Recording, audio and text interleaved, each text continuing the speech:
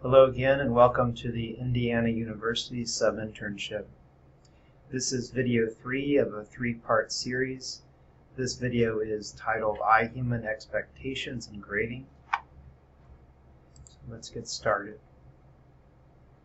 The learning objectives of this video are to know the session level objectives for iHuman, know how your performance will be assessed for iHuman, and to be prepared for success with iHuman by understanding the expectations.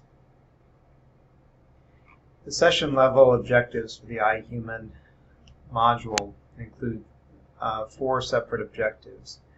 Perform and interpret a relevant problem-focused history and physical exam in a simulated patient.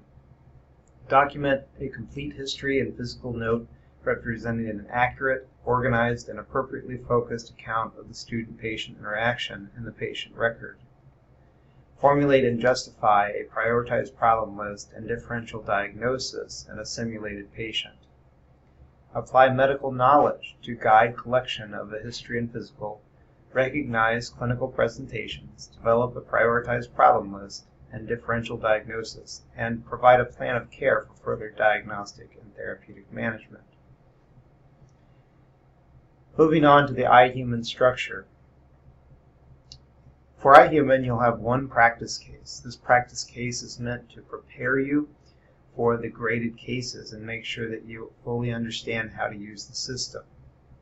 Once you've completed the practice case, you will find on Canvas 2 H&P keys.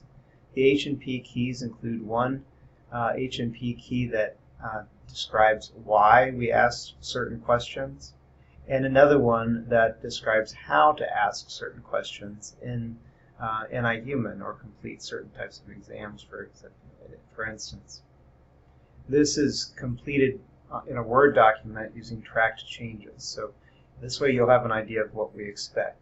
I'd also encourage you to review the H&P key as documented by the expert in the case, the feedback from the iHuman system, and the summary review where you can see at the end of the case how you did on asking the appropriate questions. There will also be 2 graded cases. There would be one graded case in the first 2-week block and one graded case in the second 2-week block. So in the first 2-week block, you'll have the one practice case to perform or complete and the single graded case. And then in the second 2-week block, all you'll have is the one graded case to complete. There are also 4 optional cases in each 2-week block. These are available to you to use to learn. They're not graded. Doing them will not help you and it won't hurt you.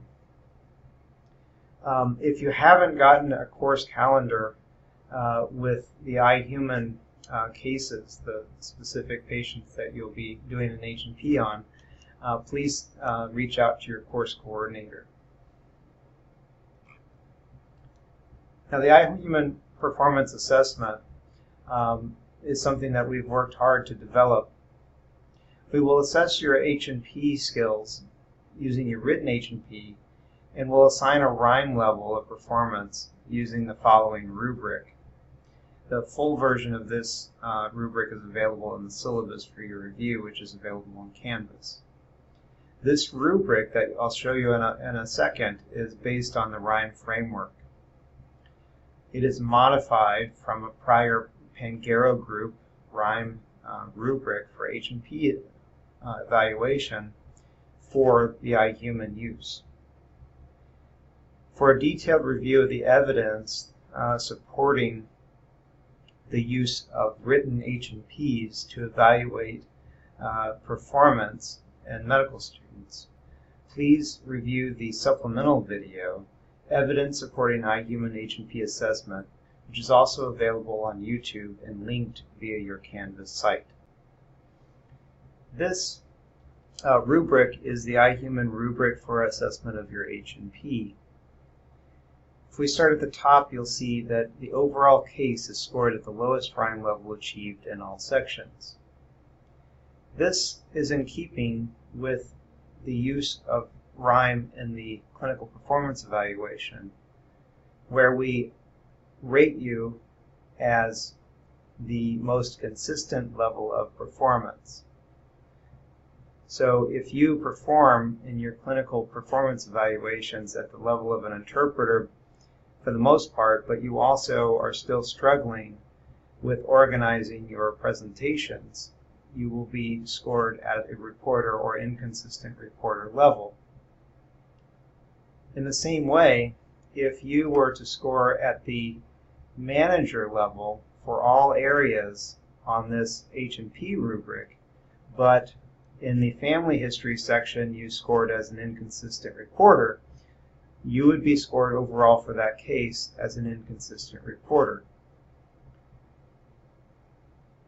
Let's go through the details of these sections. So in the chief complaint and history of present illness section, you'll see that you can be rated anywhere from inconsistent reporter up to a manager. The manager description is a rhyme anchor, and it describes an H&P that is exceptional, paints a picture appropriately detailed with precise descriptions, reflects thorough understanding of the disease process and patient context. Versus at the bottom, incomplete, absent, or inaccurate, no pertinent positives or negatives, disorganized, incomplete description of symptoms and complaints. So we'll be scoring your history of present illness in one of these areas.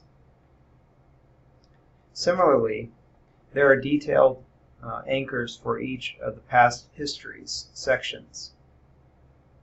Notice that once you achieve the interpreter level in these history sections, that will be included as up to the manager level. So if you achieve manager level in everything outside of the history section, and you achieve at the interpreter level in everything in the history section, you will achieve the manager level overall. Moving on to the review of systems, the expectation set at the top is appropriately detailed for clinical context, picks up pertinent positives and negatives not found in the HPI, no overlap with the HPI, and significant abnormalities addressed. In the physical exam, the top score is comprehensive with subtle findings in addition to all findings pertinent to the HPI. Exam tests hypotheses. What does that mean? It means that you're using your exam to understand what additional information you can collect based on the information available in the HPI, as well as the past histories and review systems.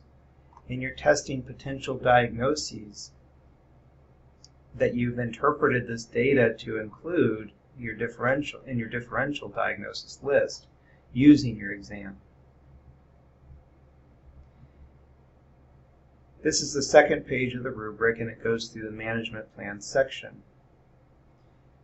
For the problem list section, it says that the student identifies both active and stable problems, groups signs and symptoms by syndrome, and generates complete prioritized problem list. For the differential diagnosis section,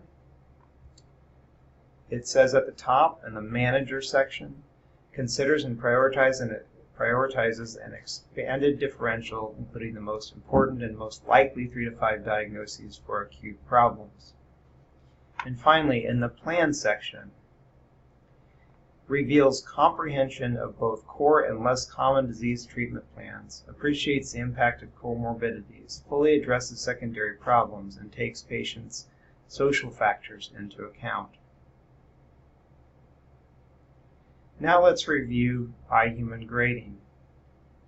As you've seen, we will assess each case based on the RHYME rubric by looking at and reviewing your H&P.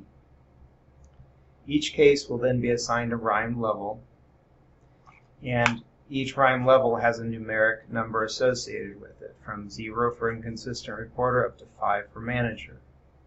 Your mean performance on the two cases, let's say it's a 5 and a 5, so your mean performance is a 5, is calculated and multiplied by 2 to be the total possible points. So 10 is the total possible points. If you scored a 5 on both, you'd receive 10 out of 10 points.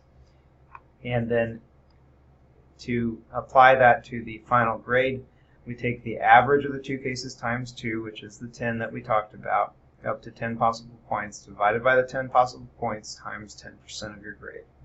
And this is how we come to the score for this portion of your course.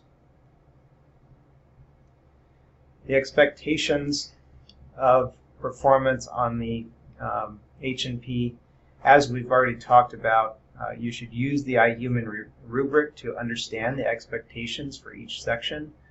That's the best place to find this information. Go back, and gather more information. So just like in real life, in iHuman, you can go back once you discover new information and ask more questions or complete more exam. If you were to evaluate a patient in the ER and the patient had AKI based on a creatinine on her BMP that you knew about when you walked into the room, you would ask questions that would get at why might the patient have acute kidney injury. In the same way, when you see a patient in iHuman and you get to the test section and you find that the patient has an AKI, you should go back to the HPI and ask more questions to find out pertinent positives and negatives regarding that finding. You can also go back to the review systems and add more information there, and you can go to the exam and complete more exam areas in order to better assess the cause of that problem from a physical exam standpoint.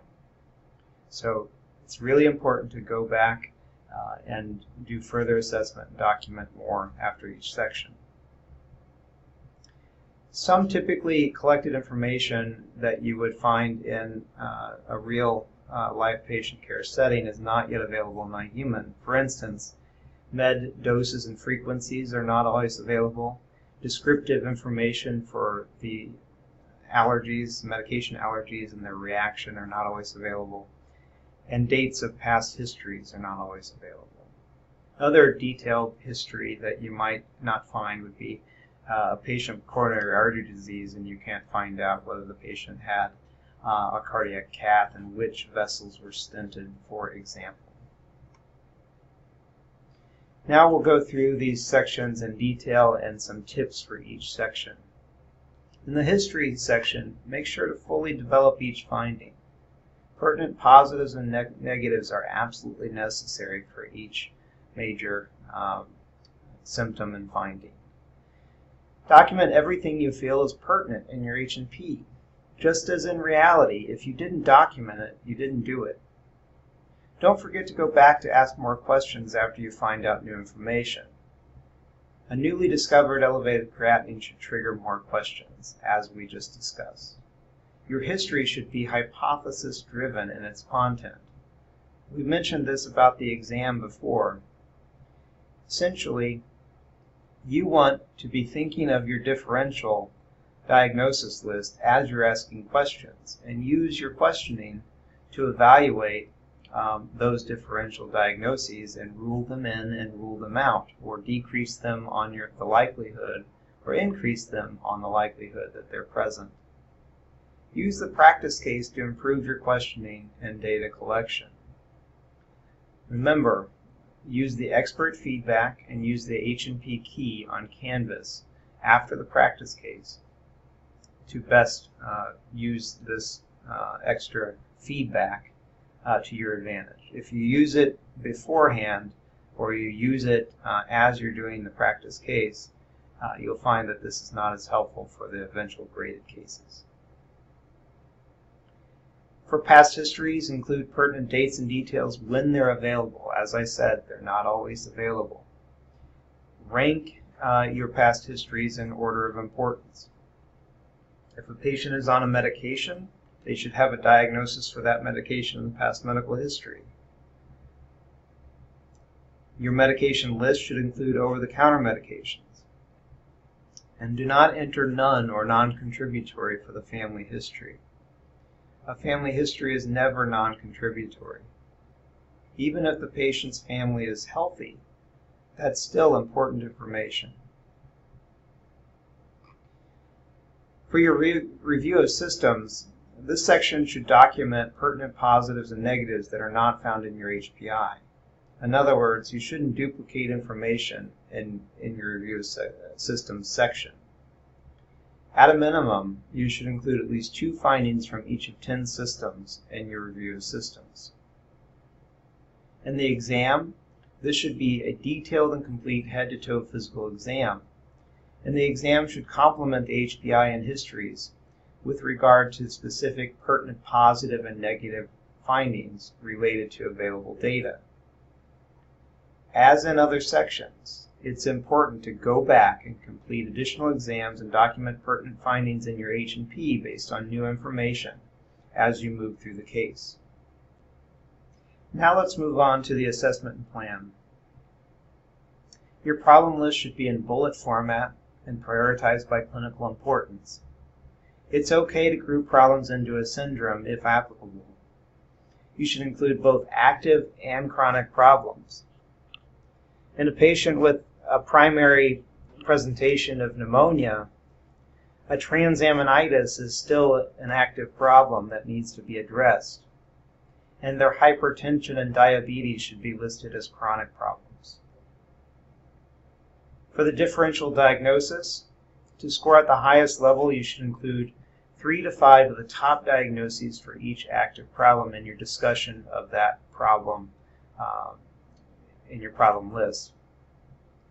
For the plan, to score at the highest level, you should provide a plan for both active and chronic problems, and plans should be comprehensive diagnostic and treatment plans for active problems.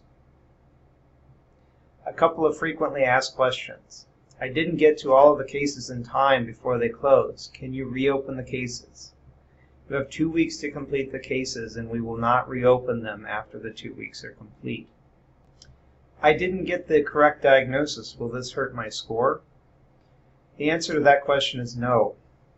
As in real life, where you assess the patient on the first day and you come up with a therapeutic and diagnostic plan for the differential diagnostic possibilities, you don't always know the correct diagnosis on the first day. My goal for you is for you to develop an accurate differential diagnosis that includes the top 3 to 5 differential diagnoses for the presentation. I'm not going to score you based on whether you picked the correct diagnosis up front. Is the practice case graded? No, the practice case is not graded. You will receive feedback in the form of self-review of your own case versus the H&P key that's available on Canvas, as well as feedback from the expert that wrote the case within the case itself and through the review of your summary information after the case is completed. So the practice case is not graded. It is an opportunity for you to get feedback and understand the expectations of this module. And that is the end of this third video. Enjoy your rotation. Enjoy iHuman. You can learn a lot, and I'm excited for you to be able to use this program.